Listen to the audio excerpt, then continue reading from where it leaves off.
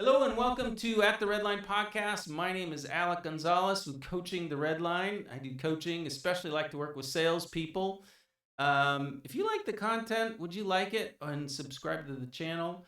I have with me Jason Carroll with Paylocity. We're going to get a little into Paylocity and what you do and the work and all that kind of stuff a little later. But I always like to start at the beginning. What was it like being, a little? Growing up, how many siblings? Where were you? Where were you raised? What was your childhood? We could be here for hours, Alec, but let me kind of give you the abridged version. Okay. I am, for all intents and purposes, an only child from my mother and father. All intents and purpose. What's that mean? I was the only one that they birthed Okay. between the two of them. Okay. But they decided to separate early on in my childhood. So, but luckily they both found awesome partners to kind of go on with their journey in life. And so they also then had children. Okay. So I always kind of like, well, I'm the only of me. But I do have on my mother's side with my stepfather, we do have like a sister and a brother. Okay. And we're all very close. Nice. And on my dad's side with his previous wife, I have two brothers. Okay. Yep. So you got siblings all around. Yes, but several of them are much younger than me. Okay. Yeah. So for a long time, it was being raised kind of like by myself. So I was kind of like an only child for a really, really long time. Yeah. And so that was both good and bad. But then I have siblings who are now young adults. Okay. So it's been able to reconnect with my siblings, not being as like the older brother, but now they have kids and jobs, and so now we're adults. Yeah. All right. But moved around just a little bit. Essentially grew up in Sprague, in the middle of a wheat field. How awesome is that? Well, if you don't like having neighbors within 5 mile radius of you, it's amazing. Oh, come on, being a farmer's kid, that's awesome. I got to do a lot of dream things.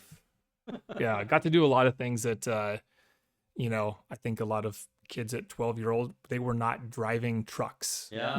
At 14, we're not driving semis out on the farm Yeah. or driving a combine. In fact, most people don't even know what a combine is. Yeah. So there's those fun facts that people ask you, like, hey, what's a fun fact that no one would ever know about you? It's like, well, I can drive a combine. Yeah. That's awesome. So, yeah. One of my favorite lines of all the podcasts I've ever done was a guy was sitting here saying, I'd give anything to go back to being 16 years old, bucking hay, and at the end of the day, someone gives me $100 bill and a beer, and it's just like, this is great living. It was pretty cool. Yeah. It was a lot of fun. I actually look back on it now because spring work is just finishing up, and then you got your summer work, Right. and I'm trying to get my kids now thinking about going to work on the farm. I'm like, Right. you literally go out there. It's 90 degrees out. It's You're awesome. you're riding around in the middle of nature. Yeah, Yeah, you're doing some farm work. It's hard work. Don't get me wrong. Yeah. But you don't have. You're just out there by yourself, Yeah. looking for weeds, and you make some good money. So Yeah. we'll see if my kids ever want to Yeah. go out and work on the farm. But I spend about a week out on the farm every once in a while there's a couple farmers in our church that will have me come out and, drive a truck or ride on the combine or something. So yeah, I get a little bit of that every once in a while, and I never miss it. I just think it's so fun. I just love it. So yeah, thanks for sharing that. yeah. We talked about faith, but I don't know if I actually came up with an answer of whether we were gonna lean into that or lean away from it. You can more than happy to answer the question and go in whatever direction that we kind of find ourselves going. All right. Well, how would you describe your religion and faith these days? How's that? These days, yeah, for sure. I've always felt like spiritual in a way. I've always felt like there was a guiding hand in my life. I've always felt like, if you call it spiritual, some kind of higher power was always putting things in front of me, and it was up to me to understand what was being asked. Yeah. And that's where I always found myself with kind of my faith. Yeah. Is kind of understanding that there was a higher power that was helping to guide me. Whether at times I was willing to listen or if I didn't see it or understand it. But as I look back on kind of where my life has always gone, I've always felt like, call it God, was putting something in front of me that I was ready for the next chapter. And, and I understood it and I saw it, or I just went for it, just being open. And it's brought me to a really good spot. That's cool. Is it okay if I throw you a little bit of a curveball? I'm a pretty good hitter, you're so not exactly expecting this, but it's a question. I do a lot of street evangelism, talk to people that I don't know about God and evangelism and the gospel and stuff like this. And one of the questions I often ask people that are in similar, sort of vein as you as far as their faith and relationship with God is I ask them this question: what do you think about Jesus? And that's probably one of the deeper dives that I don't know if I'm going to be able to answer, because throw out a sentence and we'll end there. I'm not gonna argue with you. I'm just throwing you the curveball and seeing what you'll do with it. Oh, I just said I was a good hitter. See how good it is. So I I was a good baseball player. Yeah. So I think everyone can say that there's higher power than God, but then what is your relationship with Jesus? And I don't know if I've ever sat down and really mapped that out, or put myself into a position to like search that out. Okay, that's fair answer. Right? I mean, am I sitting? Do I pray? Do I do certain things? Am I kind of following his life? I know enough, but I don't know if I've sat down and just said, I would want to have that kind of relationship that people talk about. Because to be quite honest, I don't know where to start. Okay. I think that was kind of be the most is just, I've never, just never sat down and either, I haven't gone on that journey myself to know like, what is it that I want? Fun. Well, Jason, as a spiritual director, which is one of the little practices that I do, I spend more time coaching than doing spiritual direction, but that exact life that you're living is this stuff of spiritual direction. It's just the stuff that we do, having conversations about what would it look like if you leaned further into this or that. Good conversations to have. But we'll move on to the next, which is trouble and difficulty, how it shaped you, what's the story of your life where you felt like going through something that you would have not wanted to go through has created in you something that you're glad you now possess. Yeah, probably a lot growing up, just dealing with, just kind of going into places I wasn't comfortable with. Certainly moving to a farm, being put in, because I used to live in the Seattle region as a kid. Where's in Seattle? Well, Bellevue. Oh, that's not Seattle. Well, for those who don't, yeah, right. So for those who, you're like, oh, I lived in Factoria. Okay, so but people go, well, where's Factoria? Yeah, right? It's like, well, it's okay. It's just south of Bellevue. It's okay. So you just say Seattle region, and I was like, okay, I gotcha. What's really annoying is people when we first moved here would say, "Oh, I'm from the coast," and I'm like, "Dude, really? What part? Which beach do you live on?" And they're like, "No, Seattle." Like, yeah, no, that's not the coast. No, that's not the coast. Right. So. No, and some of the things are just kind of going and kind of navigating being in uncomfortable spots. But certainly, I think that the biggest struggle was in my life was post college. For the first couple of years, post college, moved to Seattle, went to WSU. So I moved to Seattle. There was a lot more opportunities for work, reconnect with dad, and my best friend lived there. So it was, hey, let's go to the big city and see for opportunities. But there was no lack of opportunities, but I don't know if my personality or my style fit some of the things I was searching. And I was just searching for something that was going to suit me. Yeah. And unfortunately, I found out that working at a desk and behind a computer and behind a telephone was not my strong suit. Yeah. I ended up finding a job as an outside salesperson covering a territory of 4 states. Oh, yeah. And so I would travel and get in front of people. And I think that was the awakening for me was, okay, this is what I'm meant to do. Right. This is what's going to energize me. We just talked about like what kind of energizes you. And that's what truly energized me was having a purpose and getting out away from being stuck in a cubicle. Yeah. To be successful. So I struggled early on, kind of bouncing from job, just trying to search for what was going to help me out. And ultimately landed in some really good spots. And Nice. yeah. What's a part of the sales process that you just really love and you feel like you're most strong at? I would say the initial, what we call a first time appointment, or sitting down in kind of that first interactions, because that's where you're gaining trust. Yeah. And I think during the COVID years of doing everything on a Zoom call, that was really difficult to do. Yeah. And so I tell a lot of my folks is that, hey, if it's okay with you, I would like to be in person. Yeah. Because I need you to get to know me. Yeah. And I want to get to know you. I want to, shake your hand. Yeah. I think that goes a long way, certainly in Eastern Washington and Central. Right. So that is what I think I'm probably the best at, is that first initial interaction. What about it in particular do you think that you nail?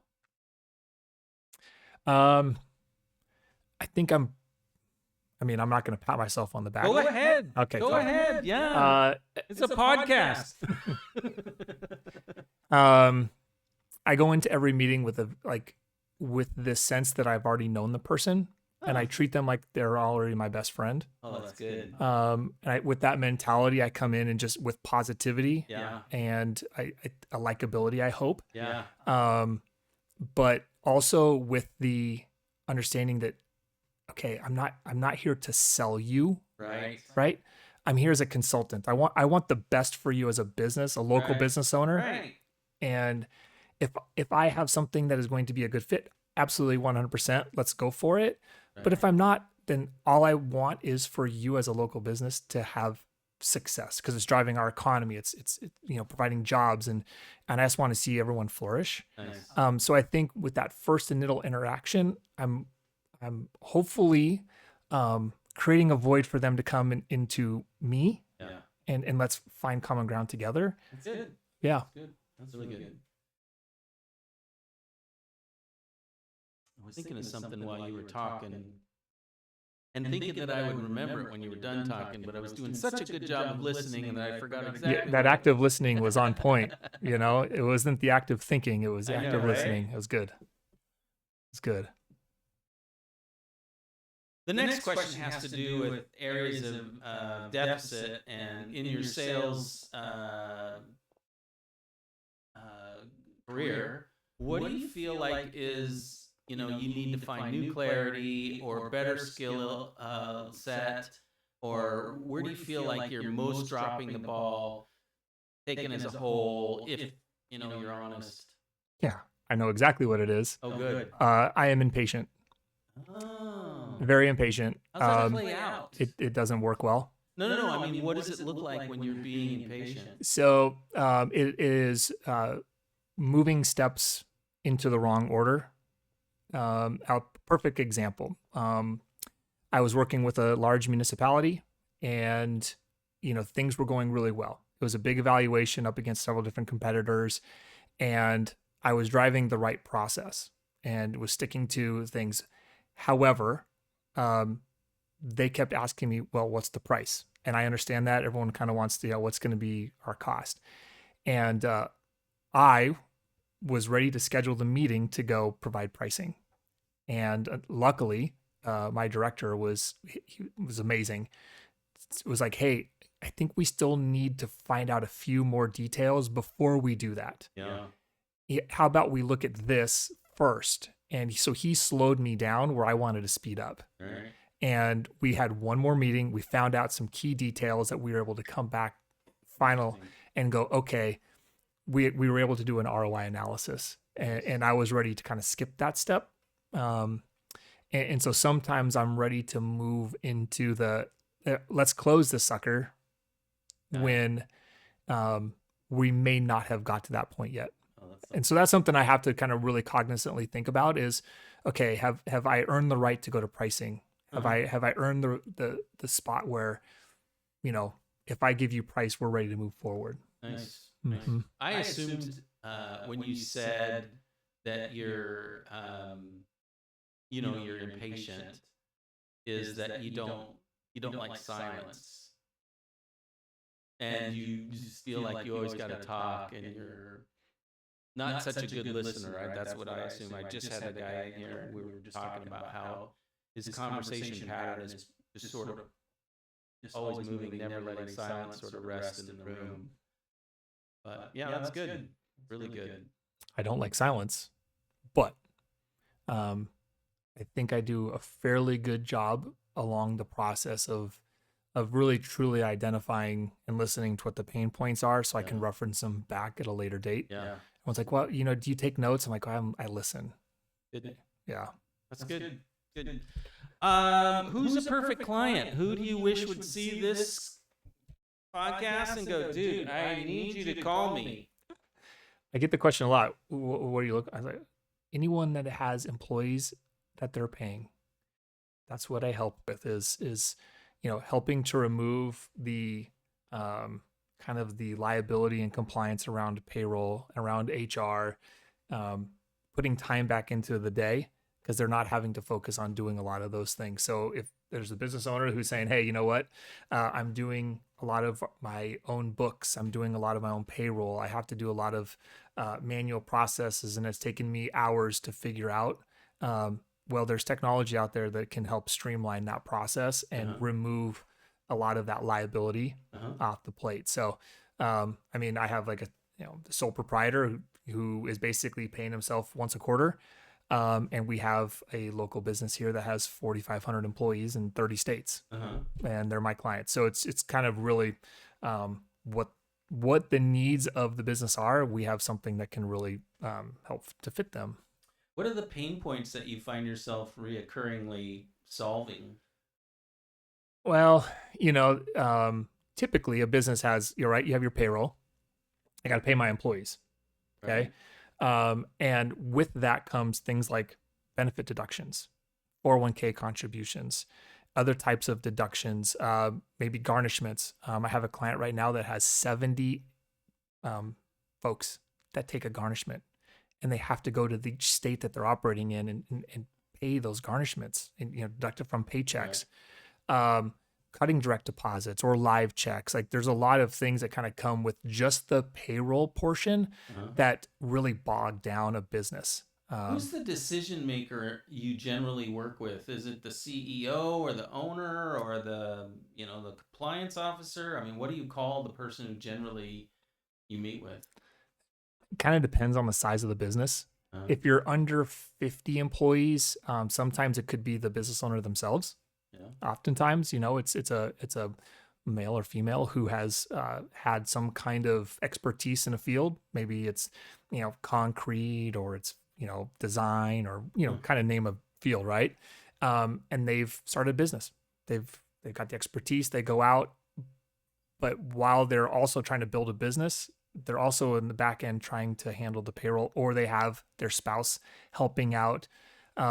Or they might have an office manager who's kind of wearing multiple hats. That's generally what you see with kind of the smaller business. As you start to tick up in employee counts, you'll have someone who's probably an accountant, payroll, in-house person who's doing that. But then certainly once you get a lot of employees, right, you got HR type functionality, like how am I recruiting key talented individuals to my organization? How do I identify the right person?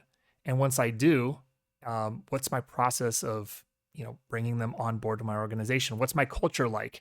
What kind of tools am I giving this person that starts them off on the right foot with my organization, that shows them this is the right fit for you long term, right? Because we don't want that high turnover. we want to have technology that's going to help drive that culture, that's going to make sure that that employee stays long term, feels valued, bright, gives praise because you're going to get more effort out of them. And so once you kind of pick up more of the HR, the recruiting, what we call onboarding, bringing them into the organization, providing them health benefits, 401ks, those are all those benefits that employees are looking for. And then, driving culture, driving communication, driving collaboration, maybe driving good performance. Those are all the things that you start to see as you kind of move up the chain of employee counts. Yeah. Interesting. Okay, we're going to put your name, but should we put a phone number? What's the best way for someone to contact you that might be watching this video and go, man, I really should call this guy? You should really call me. I take phone calls all day, every day. 509-818-6430. Put it right here. Yeah. Text me, name. Hey, this is what I'm looking for. I'll text you right back. Call you. Emails, I guess, pretty simple. J Carroll, 2 R's, 2 L's, and the number 2. All right. At paylocity.com. Yep. Emails. In fact, my phone is ringing off the hook as we speak. Nice. So, email me. I'm on LinkedIn. A lot of people connect with me there. Oh, nice. Ping me through there saying, hey, I'm with so-and-so company, kind of looking to see what you're all about. Cool. All right. Well, thanks for coming on the podcast. I appreciate it, Alec. Again, my name's Alec with Coaching the Red Line. Jason Carroll, Paylocity. I'll have your number here. But if you want to talk to me, my number is 509-999-3305 about coaching. Especially love salespeople. If you know someone who's in sales that wants to sort of scale up or would want to be on the podcast, have them give me a call. Thanks. Have a great day. We'll see you next time.